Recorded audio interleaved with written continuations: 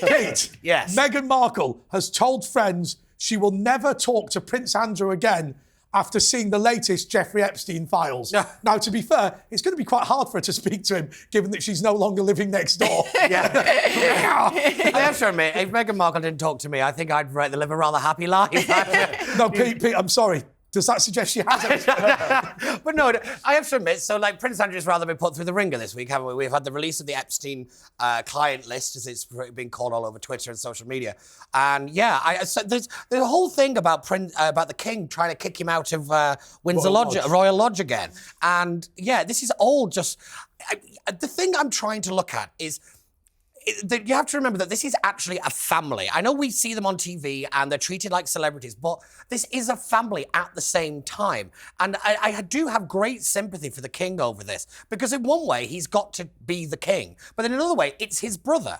And I kind of get this kind of family dynamic problem. And I always go back to what Derek Lord, who's been on the show a couple of times, says, it's the poshest dysfunctional family in England. But yeah, I have to admit... I love some of the strange details you hear about them. I don't know if this is true. But the whole thing about curtsying, which originally Camilla used to have to curtsy to the Princess Royal, but then when she married Charles, the Princess Royal had to curtsy to her. And in the end, this ended in an argument, and so the Queen banned all curtsying other than to herself. Yeah. I love the Queen. You just think, well, that must have been a great Christmas. Yeah, I know. Well, you know, there used to be things called debs, and the debs used to take debutante ladies. They used to bow and then curtsy to the monarch, to the Queen or the King. The Queen banned it. So what did they do? They used to have a great ball with a cake. And the huge cake, and they used to curtsy to the cake. Really? Oh, how interesting. I have to say, a coming out ball is a very different thing. A coming out ball is a very different thing. Does it mean your shorts don't fit properly? Going back to the point about the royal family, I think it's very bad luck on them. Yes. I mean, who would like to be contained in that sort of that framework? I think Harry called it the goldfish bowl, didn't he? Yeah. I know the phrase golden cage is often used, isn't it? That kind of, yes, they live in the lap of luxury, but I mean, it must be annoying having the press intrude on literally every aspect of your life because he really from the day you are born. His privacy, though, doesn't he? Yeah. You know, he went from the goldfish bowl into a shark tank. Some people thought that there was going to be a Prince Andrew comeback, and I was like, in what world were you thinking that man had any chance of re-entering public life or even any chance of royal duty? I'd found that the most bizarre bit of what we've kind of gone through in the last week. But Ollie, here's a bit that I kind of don't get about the whole thing, right? So there's all this talk about throwing Prince Andrew out of Royal Lodge. Look, I mean, I call this place Frogmore Village. That's not its actual name. But this area that is basically a village with shops, houses and whatever that's behind the security fence at Windsor Castle. Why not just leave him there permanently? Because he's got a golf club, he's got a cricket club, he's got a house, and actually, rather than saying, well, I'll tell you what we'll do, given that this man is radioactive press-wise, let's give him a house on a normal street. Oh, that's going to end well, isn't it? Well, you know, I think King Charles is just trying to protect the royal family. I think he just wants, you know, he's obviously downsized the royal family with who's doing different duties, and I think he wants to protect the image because obviously he's got Meghan and Harry, which is a PR disaster. I mean, you know, they're always making up rumours about the royal family. Obviously, you had the Omid Scobie book Endgame recently, which had that, you know, Dutch translation error, which we know was obviously a PR stunt, and, you know, trying to claim that King Charles and Kate Middleton are racist. It's amazing how the book with the error was the one that was in the port of Rotterdam, the world's biggest exporter. But, I just think King Charles is trying to control the PR situation, and it doesn't look good having Prince Andrew on their property. And look, the Epstein files wasn't really new information. It was kind of things that we already knew, and there were, you know, it wasn't just a client list. There were people on there that were victims, that were witnesses, that might have information about what happened. But the information about Prince Andrew wasn't specifically new. It was more related to the Virginia I've got to be honest, Jeffrey. And everybody disagrees with me. And honestly, the viewers are going to phone in and write in and complain and whatever, because I genuinely think that a lot of this Epstein story is about a man who was effectively bribing senior people with freebies and whatever in order to bring in clients for his dodgy investments. And actually, the sex offender bit, it's actually a bolt-on bit. It's almost like this is a man who's principally a dodgy financier, but happens also to be a sex offender, and we've missed the first bit. Well, in Barbara Mill's book, who was married to Conrad Black, she said that in her circle, which Epstein was on the periphery of in New York, the billionaire circle, it was actually quite well known, this is her view, obviously, that he did high-level stings. that him and Ghislaine did stings. That's what they did. Yeah. You know, and it was just like, oh yeah, they set people up and they paid off to set people up. That's obviously Barbara O'Neill's view. But I'd have thought, look, at the end of the day, I often say there's a difference when you're talking about financial services between what's your job and what's your business. Your job is to manage money. Your business is to bring in professional fees. And if you're going to talk to some moronic heiress or child of somebody who was rich and go, hey, you've got a couple of billion to invest, why not come over to my island and meet Bill Clinton and Prince Andrew? I believe that would be something that would be potentially quite appealing. Well, I was once I was a treasurer once of a major finance director of a top 100 company. One of the interesting things was we used to compare notes about what sort of corporate opportunities we got. Opportunities. And it was absolutely unbelievable, the sort of things that were there. And of course, obviously, the sexual side of things was also there, but that was very much hushed up. But the sort of thing, the sort of thing you get is 2 weeks at the Olympics. Yes. They were prepared to spend that sort of money. Well, if they're prepared to spend that sort of money, then they're prepared to get up I've got to all be sort honest of with tricks. you. Even though you were in the world of finance, I've never imagined you being involved in any sex scandal. I just don't see you pimping in the crib. So has Meghan Markle said that she's not going to speak to Prince Andrew? Is it true or is it false? I think it's false. It's absolutely false. So to Ollie, following the post office scandal, over 1 million people have signed a petition to strip the former boss of her CBE. Is it true or is it false? I would probably say it's true because this scandal has really gripped the country. I mean, there were 700 people that were basically convicted of fraud, and we know obviously these machines were faulty with the accounting errors and stuff. So I would say that there's a lot of anger right now. We've just had the ITV drama about this post office scandal. So I would say that it probably is true. So people don't understand what's happened here, which is this amazing concept of suddenly a computer system goes wrong, these postmasters are overpaid a little bit at a time here, there and wherever, and then suddenly they decide to prosecute them for fraud. But the evidence that they were innocent is effectively suppressed by the post office to avoid the embarrassment of admitting the computer system was crap. Now, stop everyone, because only one of us here has been on the board of the post office. Daniel, Defend yourself. I knew there was a reason why you wanted me here. Sorry, I was on the board of the post office, but I was a non-executive, and I ceased being a non-executive before all this occurred, before all the horizon So introduced. is your argument that basically things were fine until you left? Of course. and I chaired the audit committee. There's interesting things about this. The first thing is that all my time on the board, the issue of technology and the counters, the post offices, was on the cards. Yep. And they just went on and on and on. And I chaired the audit committee. And the interesting thing was, again, that a major agenda item were the counters technology and the consultants, because we tried to get a handle on all the consultants, which were massive numbers, you can imagine, the post office was using. So I believe that had I been in the audit committee when this was introduced, we would have kept a close check on that and made sure it worked. But one of the problems with these programs is if they go wrong, it's very difficult to reverse. I've got to be honest with you, Daniel. I found it when I was in local government, and certainly when you were looking at things like the NHS.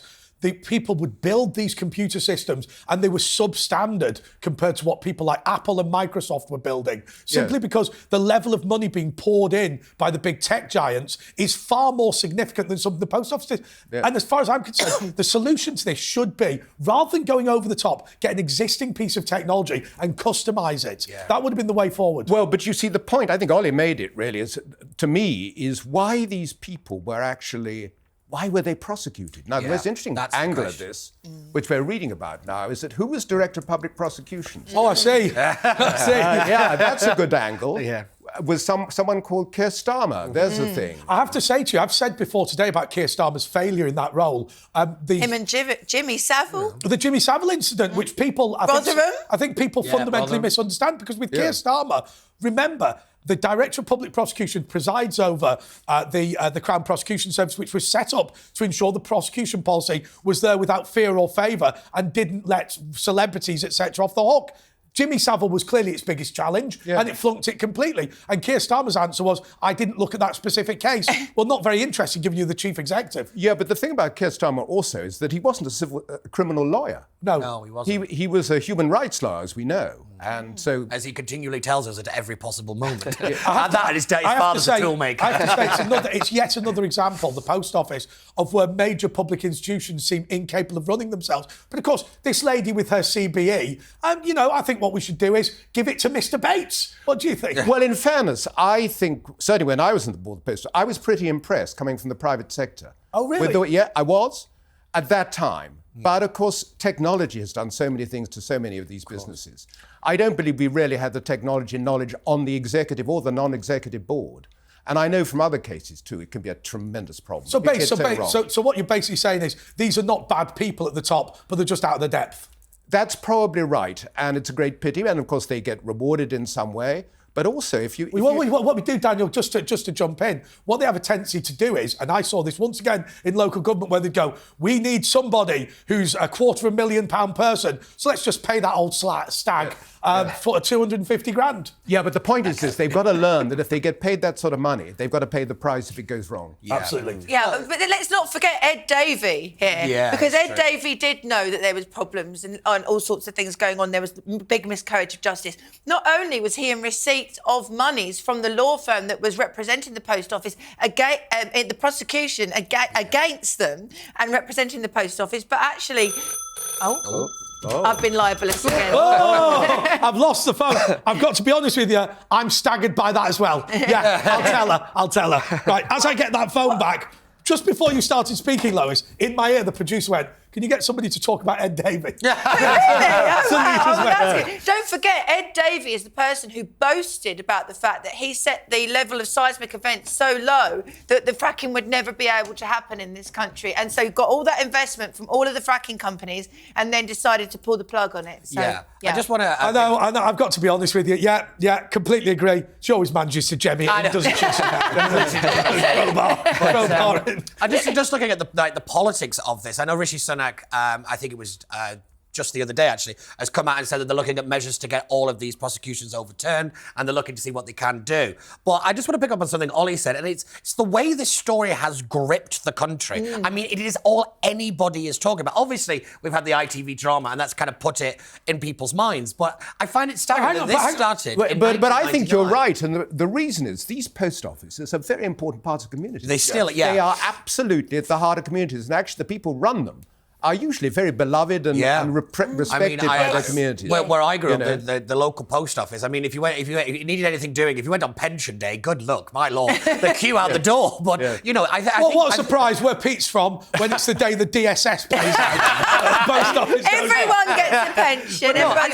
I think we forget about this when it comes to the post office. There is still a bit of kind of national love for the post office, and getting the postie knocking on the door with and all that kind of stuff. I still think we were quite nostalgic about it. And I do find it quite concerning that this story had started in 1999 and it's only now really getting any kind of proper attention and any kind of real kind of public support behind these people. And I think it's brilliant that we've had this petition. But dare I say one thing? Dare I say this and just throw cold water on it?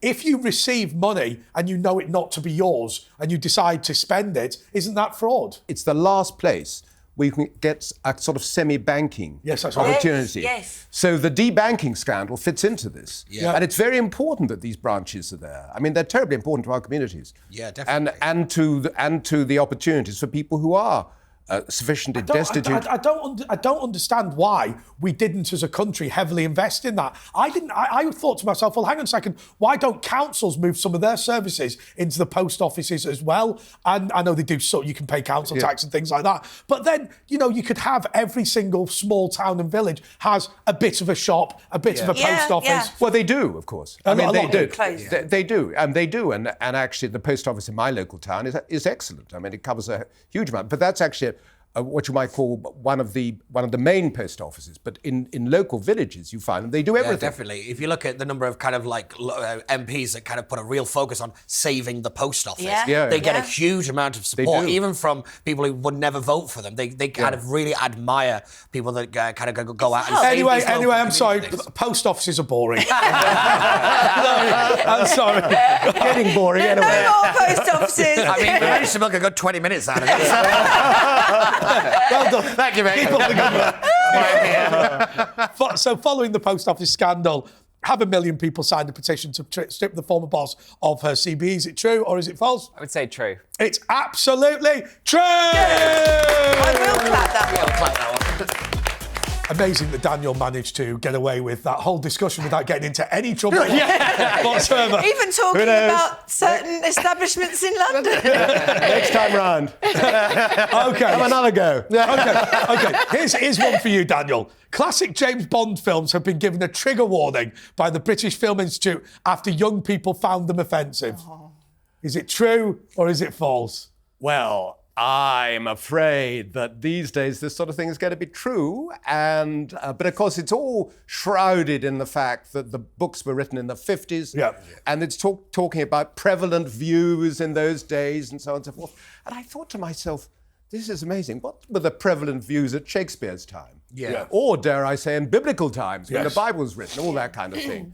And if people can't face up to what's written in books, which have historical significance, I mean, there's no question there's social history attached to the Bond books. Do you think part of the popularity of the Bond books originally was that a generation of people wanted to think that the Second World War was some heroic undertaking rather than something that was nasty and violent and horrendous, because there's this sort of the idea that secret agents are cool and going around fighting people's cool and whatever, or is that just nonsense? I don't think it's nonsense. I think that Ian Fleming, no doubt, had a very interesting life, and he was writing to large extent about his own experiences, his own personal experiences. And his Bond was, of course, a fabric, but he was a character made up from people he knew and so on and so forth. So I think what he said was that actually the main thing that's fictional about James Bond is that it's one person doing multiple different people's jobs. Yes, absolutely, and that's a feature of it. And of course, this started a huge long run of spy thrillers. Names and so on. And the name of a certain lady, Pussy Galore. Would you really want that? My favourite is Ian Fleming had a house built next to him by the awful brutalist architect Erno Goldfinger, and he said he was going to name his Bond villain Goldfinger in honour of how bad Erno Goldfinger was at architecture. And Goldfinger said he was going to sue him, so he said, in that case, I'll call it Gold Prick and tell everybody. And then there's another story about that house by Noel Coward, who used to go and eat there, and he said the food tasted like armpits. Well, it seems that young people are totally shaken but not stirred. Come on. We have got an expert on the whole woke culture sitting here with us, Ollie. Yes. I mean, I feel very, very sad that young people today, and I meet some of them even at this company, where they're just so obsessed with political correctness, they never have any fun. Well, it's like Gone with the Wind, which is a Hollywood classic, now has a trigger warning. May contain views that might upset viewers regarding race. You've got Roald Dahl's books. It was set in a war over slavery. You can't make it up, but you've got Roald Dahl books that are being rewritten. They're basically trying to rewrite history and basically say that anything from 40, 50 years ago longer is offensive. Here is the great danger, Ollie. There is a misunderstanding amongst young people today, a fundamental misunderstanding, that the nature of human evolution, the way that we move forward as a society, is that that each generation will know more than the previous generation, and then they will take the knowledge of the previous generation forward. If you think of any other creature on Earth, birds or whatever, they can't pass on knowledge from father to son, pass on knowledge. and mother to daughter. But humans can. So, of course, what that has done then, if you are a narcissistic young person, you then look at Winston Churchill and go, oh my God, he was evil because of some of the racist comments that he made. You go, no, he was less enlightened. And that is something they don't seem to understand. Well, exactly. You can't rewrite history, and there are things in history that happen that people now don't agree with, and that's absolutely fine. But, we learn from these things from history, but you can't be saying, this person was a bad person, we need to start rechanging these history books. If you think about it, my favourite example is the great Islamic leader Salahuddin, who, remember, when he took Jerusalem, decided to sell every man, woman and child into slavery rather than behead them.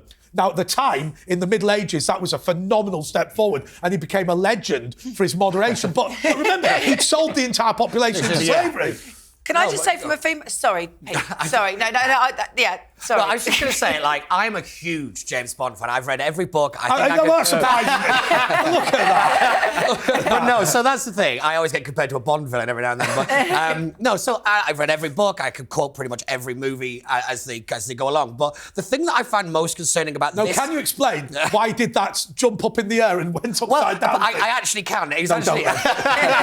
But no, so the thing I find most concerning about this particular trigger warning is at the last couple of words. It says will cause offence. Will. Yes. It's the use of the word will I actually find most concerning about that kind of what I call an infantilization of society, as though somehow we have to be treated like children because we can't handle anything that's too complex. We have to get out of that. Yeah. Well, I was going to make another point. Use another word, and that is offence. Yeah. Because one man's offence, person's offence, is another person's not offence. Yes. I mean, I know if I offend. I know if I instinctively offend. Well, I but don't. the word offence has got a delicacy about it now. If you go down one end of the spectrum, which is getting a bit rich. I've got to be honest. Yeah. I was going to tell him anyway. Yeah. That was HR. They say Andre offends people all the time. And just doesn't give a From a toss. female perspective, though, the last film was very offensive to me because it had a scene where James Bond was buttering toast for a toddler. What? And I thought, that is the most offensive, unsexy thing I've ever seen James Bond do. That killed it for me. Yeah, I know. I have to admit, I think the writer is it Phoebe Waller-Bridge? She was brought in to kind of round... Phoebe Waller-Bridge? Yeah. That's not real. No, Waller-Bridge. Waller-Bridge. Yeah. Waller. Close enough. I prefer Waller-Bridge, actually. Yeah, well, she's a bit of a wallaby. But no, so she was brought in to kind of round out the female characters and to kind of not really make Bond woke, but make him more of a human being. But that's don't not want him to be a human being. James Bond is not a human being. You know, he is an international spy where everybody knows his name, which I don't understand the point And of. she put the girl in a white T-shirt during the lovemaking scene. Well, Yeah. You don't want a girl in a white T-shirt in a lovemaking scene. That's when you've been together for about 10 years. I think you're going a little too far there, Lois. We've got the next Bond Whereas in girl. reality, Comes next. in reality, I'm now taken to wearing socks in bed. You know you've got to an age. Where do you wear them? Oh, very good. There's only 3 places they fit.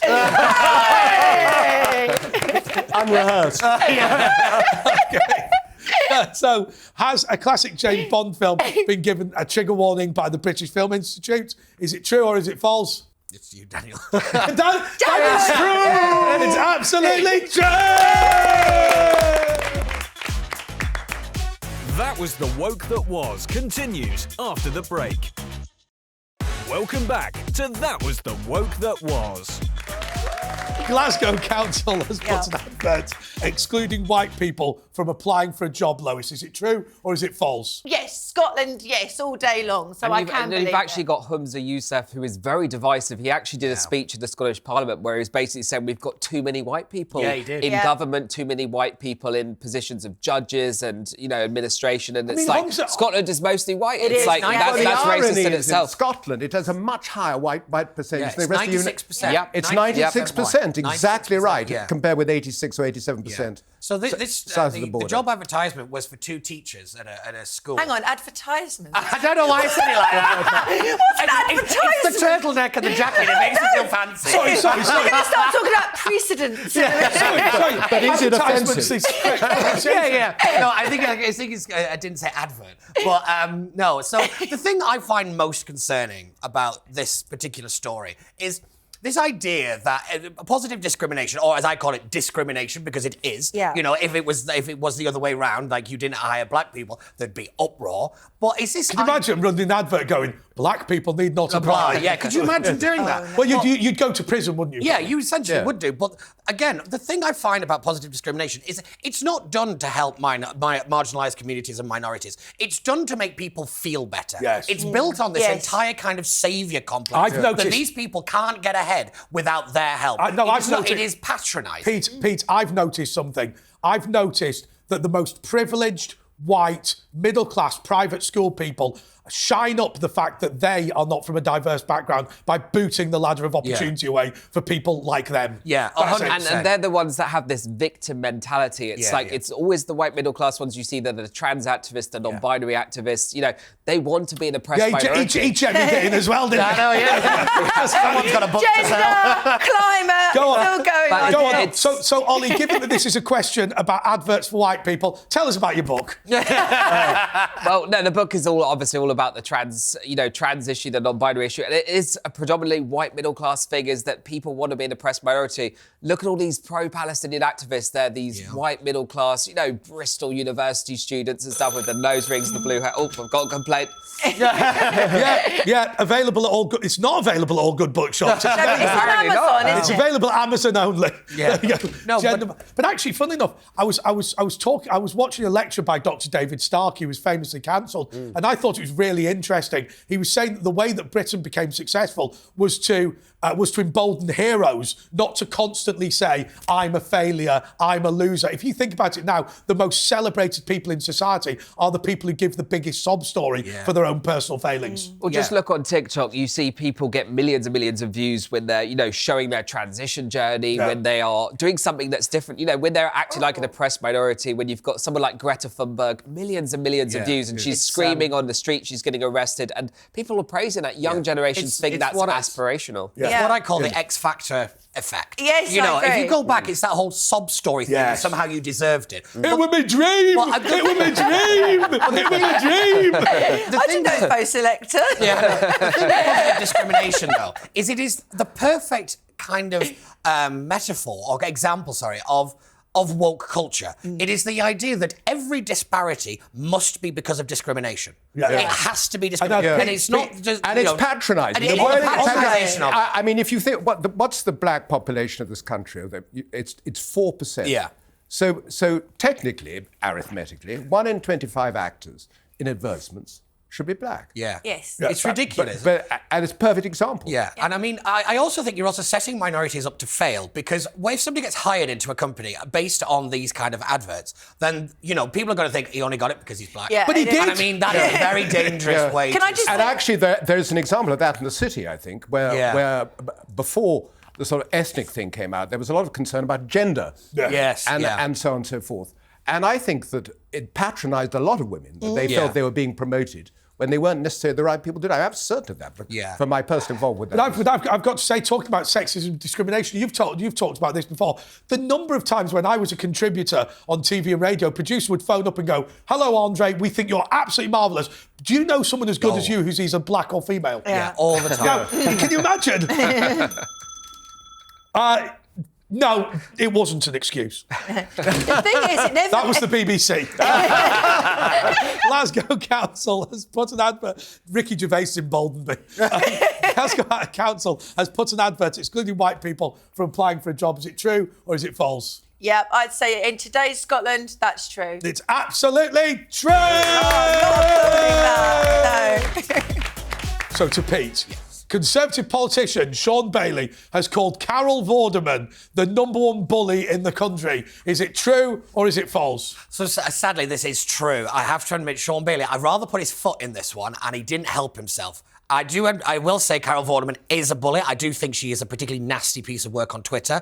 But what I will say is Sean Bailey was wrong to attack her in the way that he did. He shouldn't really have made the point. I think he said something about, one point she's a serious political commentator. There's, well, if you look at her Instagram, she's always in a bikini. The thing annoys me when you... I hate it when women do stuff like But that. no, so the thing that really gets under my skin is there are much more better criticisms of Carol Vorderman. There are much more better sentences than that. But also but again, if you look at what Carol Vorderman then said, she said, "Oh, he only doesn't like me because I'm a woman." No, there are lots of other reasons not to like her. I mean, and then she started. And then the thing that really got under my skin was she demanded an apology. Well, if everybody remembers, not too long ago, she was accusing Greg Hands, who was the Conservative Party chairman, of using his influence to help out a friend in the PPE VIP lane thing. All turned out to be absolute categorical nonsense. She had to delete a 33-tweet thread, and never said said sorry for it. And I mean, this is the problem I have with people like Gary Lineker, Carol Vorderman, is they have huge platforms and zero accountability. And I'm gonna say I've got sympathy for Sean Bailey, and I'll tell you why. Because I was looking through Carol Vorderman's Instagram, and there's constant photos of her wearing very little. And then when blokes go, "Oh, that's really attractive," or whatever, she goes, "That's disgraceful misogyny." Really? How dare you? Well, look, I like those comments. I was just about to say, people like Carol Vorderman, she's obviously posting bikini pictures for attention. Yes. She wants that Yeah. engagement and wants that Yeah, comment. she So does. she should be able to take criticism, especially when she is criticising people every single day on Twitter. She can't take it. She can't take it herself, and she should be able to take that. If you're going to slag someone off on Twitter, she should be able to take the abuse as well. The thing also with people like, more with Carol Vorderman than most of the others, is she just kind of whip people up into hysterics. Like, I wouldn't really say that she deliberately says, decides to pile on, but because she's so prolific on Twitter and she tweets literally every 30 seconds, if you even dare say anything, because I've been attacked by the Vorderman hurricane. The Vorderman! The Vorderman hurricane. And I tell you now, there's so much vitriol in those people. They are vicious and they will go after you if you say anything. And you've got to be able to suffer it. I mean, Yeah. and you obviously do that, Pete. I do this It's show amazing. every week. You get used to it. It's amazing. It's amazing, though, how these people who claim to be so virtuous, I mean, they're dispensing with the reality in the claims. They're actually some of the nastiest, most abusive and obnoxious people you'll ever come across. And then they always have #BeKind in their bio. And also, Every single time. I'm just going to say she was a hypocrite because during COVID, she was obviously going after Matt Hancock, and then she's there having champagne with him at the Cheltenham races. I So know. she's a complete hypocrite. She doesn't practice what she preaches, and she just wants to stir controversy. The big advantage of Vorderman is whenever I see her on TV, I don't know it's her. Because she's always got a new the face face, new changes. boobs. The face changes Bit like on a me. weekly basis. It's not just the Matt Hancock thing. It's like, wasn't under Cameron? Wasn't she some kind of like maths czar or something like that to encourage? Well, yeah, that's what I was she's going to moved. say. And she was photographed in Downing Street sipping champagne with David Cameron, and apparently she's never liked the Tories. And I'm like, wait a minute, this is just all for attention. And I find she's a prime example of this kind of narcissism. It's not just Carol Vorderman, it's Gary Lineker. It's all these celebrities with these massive platforms that are just putting anything out there, and people are just believing it because they want to kind of be part of the movement kind of thing. And it's not entirely negative because I think they put an awful lot of people off. If Gary Lineker says it, you almost want to say no, it's not true. But somebody suggested to me that PR agents now are telling their clients to get political and left-wing. Because if you're a little bit older and perhaps the work's starting to dry up, then actually, if you get political and enter this movement, then you're likely to be able to, ironically, take a job away from a discriminated young person. It was like Joe Barton on Twitter recently. Yeah. I mean, but I think he's saying some quite funny stuff. Yeah, no, the Joe Barton one's a good example of this, actually, where, do you know what? I don't agree with, what he said, but I get the point he's trying to make. I think sometimes these people say things that, their words get ahead of them. So Joe Barton is effectively saying that women should not be pundits on men's football because men's football is a very different game, although it's the same sport as women's football. Well, he was speaking also about a specific football pundit who basically seems like a diversity hire. She had no clue what she was talking about. She was out of her depth. She said about some football player had 19 goals in 40 games. She said it basically means that he had a goal every single game, and she's clearly not good at maths or football. And was it Diane Abbott? yeah, it sounds about like Diane She Abbott. said there was 19 goals in 40 games, and she then said they that had one counts to goal. one That's goal really per bad game. maths. I loved when Really bad. I've said this before, but I loved when Diane Abbott said, "People used to think I was thick at school, but I proved them wrong by becoming a Labour MP." She used to go out with Jeremy Corbyn. Sorry, I'm leaving the studio now to poke out my mind's eye. Has Conservative politician Sean Bailey had a go at Carol Vorderman? It's true. It's absolutely true! That was The Woke That Was, continues after the break.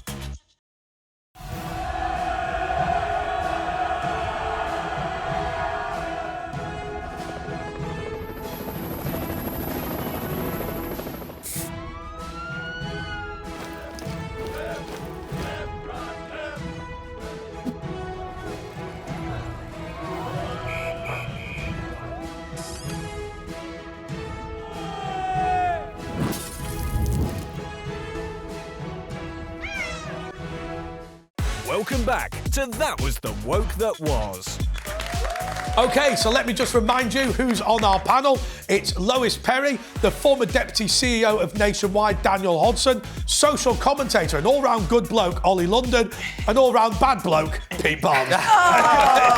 Anyway, there we go. Always mean to you. Oh, every bloody week. It's, yeah. OK. Ollie, firefighters in West Sussex have been given training on how to be transgender inclusive. They have been told that biological sex is just a label. What? You know what? I could say true or false, or I could say, what do you think about that one? I suspect it's fairly predictable. It's very predictable. It's not surprising in this day and age, but also it's shocking. Come on, you're fighting a fire. Yeah. Why do you need to know about pronouns, trans people? Oh, we need to get to this trans person because they're on fire. No, you have to look after every single house. You've got to go to every single emergency. Why should they need transgender training? It just doesn't make any sense. The thing I find most concerning about this particular one when it comes to firefighters is that it's starting to affect emergency services. Yes. It's starting to be affected, say, in our military as well. I mean, the one I found most concerning, I think we talked about it a couple of months ago now, was 999 operators asking what's your pronouns. I was like, you don't need to know what my pronouns are. There is a major emergency that I need help with. Send somebody. Well, what about the NHS questionnaire? Oh, those 159 religions, 17 genders, 17 sexual preferences. 17, interesting. I'd like to know what they are. But Have you ever been asked if you're pregnant? that's an interesting point, isn't it? Yeah. Mind you, I'm telling you, there was a male soldier once who did get into trouble for that. He'd been suspected of drug use and he was asked to do a urine sample, which he did provide. And they said, well, we want to congratulate you because on the one hand, you've passed the drugs test and also you are pregnant. They said, is it possible you got your wife's urine? But I'll tell you what, actually. I have got an answer to know. I have been asked whether I was in the club. But I'm going to say, the thing I always find interesting, obviously, that you have all these kind of diversity and equity training. But if I remember rightly, London Fire Brigade, not so long ago, was caught up in a racism scandal, a sexism scandal, homophobia, transphobia. And I'm just like... It's redemption. It's also this idea that I think... A lot of these kind of institutions feel they need to be doing something. Yes. And I'm like, it's like solutionism. You're coming up with a solution to a problem that doesn't exist. They're saying biological sex is just a label. Is that true or is it false? In this day and age, true. It's absolutely true! OK, so it's Daniel. Canada has passed a new law requiring tampons in men's bathrooms. Is it true or is it false? Yeah, that's very interesting. Of course, you can buy all sorts of things in men's bathrooms. So it's only adding to the range. And you never know, it might be useful. It might be useful. You can keep one in your pocket. If your girlfriend, has a problem, then you've got one there for you. I suppose that's right. I don't think that's the reason they're doing it. But, well, I'm trying to think ahead. But, I'd say the thing that made me really sad about Canada was when I heard that under Trudeau, if your child says that they want to transition and you stop them, the child may well be taken into care and forcibly adopted. They call it child abuse. The parent will be charged with child abuse. Same in California at the moment. It's just crazy. So in that position, what you would have to do is escape the country. Yeah, you'd have to end up being like a political refugee in a way. Where would you go? Everywhere's woke. I wonder if countries would take you as a refugee on that basis. They could do. I think they probably would, actually. Yeah. If you're an oppressed minority, I guess. I've escaped Canada because there's tampons in the bed. You could go for a boat on the coast of France, see how you got on. What I want to know with this new law, is there any strings attached? No, but that might be the You were weakest one. thinking about that, weren't you? I thought she was quiet for about 10 minutes. No, you didn't. But no, so this is the thing with Justin Trudeau. Obviously, it's somewhat of a fall from grace. He's predicted to lose the Canadian general election, and there's a rather exciting Conservative out there. I think it's Pierre Poliver or something like that, I think his name is. I've definitely butchered that pronunciation. But, he's riding high at the moment. Very impressive. Somebody said to me the other problem with Canada is that they passed a law on inclusivity where they said that all public officials, major public officials, had to be bilingual. Well, of course, what that means in practice is French. Because if you like, the English Canadians can't speak French, whereas the French Canadians can speak both languages. And so you have a population. It's almost like, it's not apartheid, but it's almost like that, where you have the minority is absolutely dominant within governments. Yeah. Well, no, Canada just seems to be somewhat of a failed state right now. It has disgraceful. become It's changing. infected with wokeism, and I use that word deliberately because it's in every sector of society. It has a huge debt problem. It's bordering on an economic crisis. You know, its housing market is worse than London, which I find staggering, and it's insane. But what I find interesting is Justin Trudeau won the last general election. You know, the guy who did blackface in a very woke country. No, I'm not having that. I'm not having that. I support Trudeau. He is Canada's first black prime minister. Yeah, that's very true. But again, I think we have to make that. We can't have... Gary Lineker. We should learn from this. There are all Yeah. sorts of things going on in the world. That's one of the things we should learn from. Oh, definitely. And the movement of the right, and actually the fact that he probably deposed in the next election, Yeah. is very encouraging. Do you think, Daniel, it's going to be possible for countries like Canada that have been so damaged to actually come back?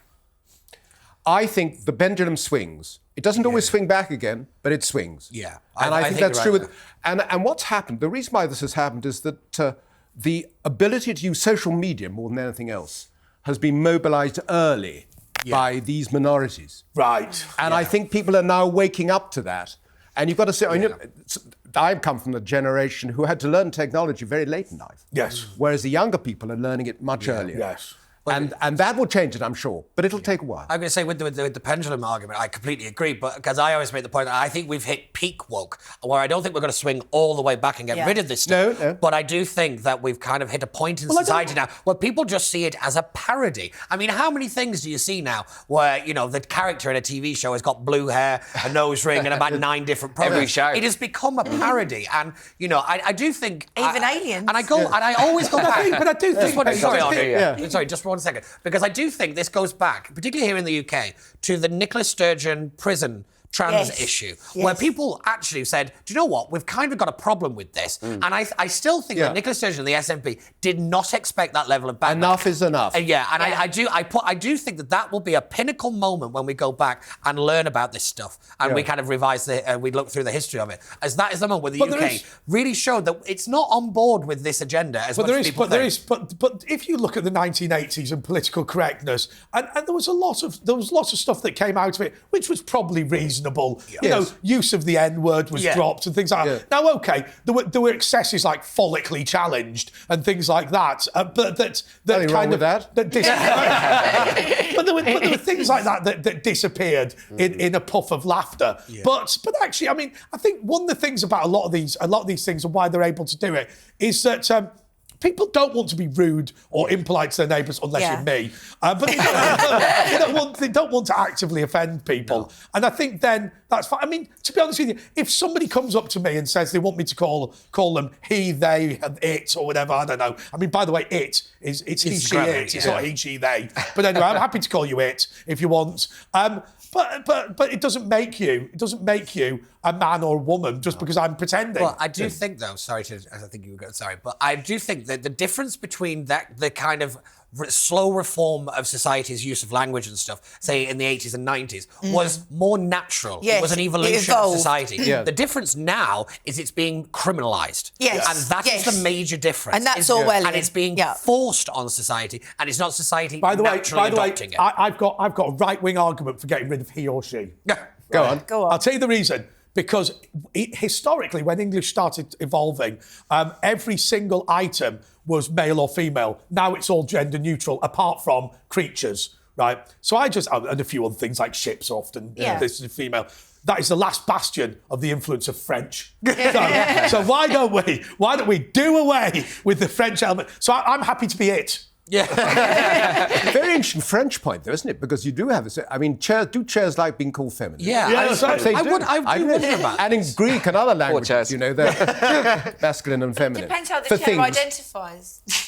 Chair identifies. Funnily enough, I've got a mate who's Ukrainian who literally almost everything, when he starts talking about it, he'll accidentally he or she it. Oh, really? He'll consider the camera he and maybe the glass she. Yeah, well, we go, what does she want? Or something. they are. That's we, really we cute. do that in language anyway. Like boats are always female, aren't they? You know, Yeah. we do have certain bits of our language, but I often God wonder. bless her and all who's sailing her. Yeah, exactly. But you know, like I said, the problem I have with most of this stuff now is it is becoming a matter of law, and this goes back to bring it back to Canada, Jordan Peterson, and how he really rose to fame. Peterson. Yeah, it's not bad. Who's on the Muppet Show? Yeah. Pete, this is a fundamental issue, and actually it's a big Brexit issue. Yeah.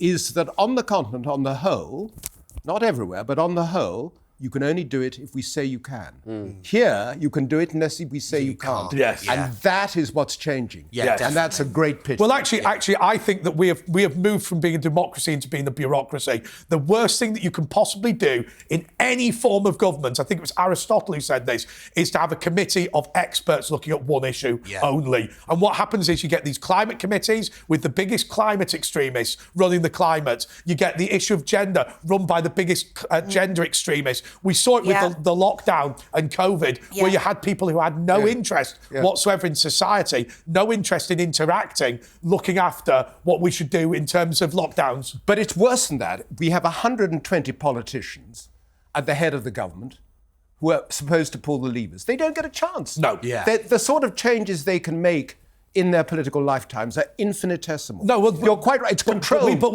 But Tony Blair brought this in with the stakeholder society. Effectively, executive agencies run this country now.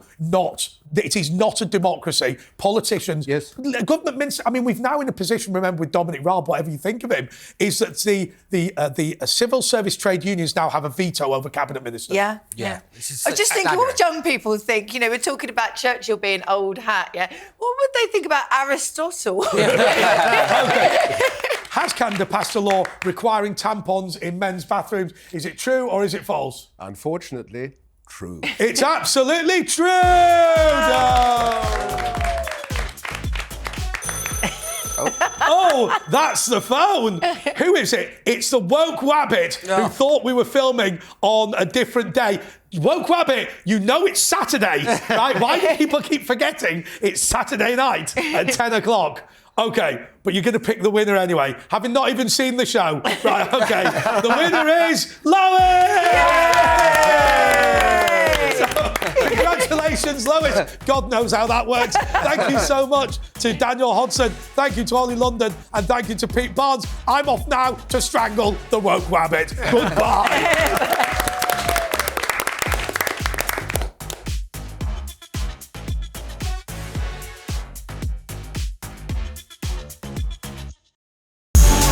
It's the world's #1 interview show, the new global home of big debates and big questions. This is really unfair. Why? We'll explain why. For all the big names. When I say I am God, I'm not joking. You're going to resign? Yeah, because I cannot continue my work. Did you feel Elvis was a controlling influence on you? And the good news? You've already found it. All new Piers Morgan Uncensored, right here, Monday to Thursday, 8 p.m.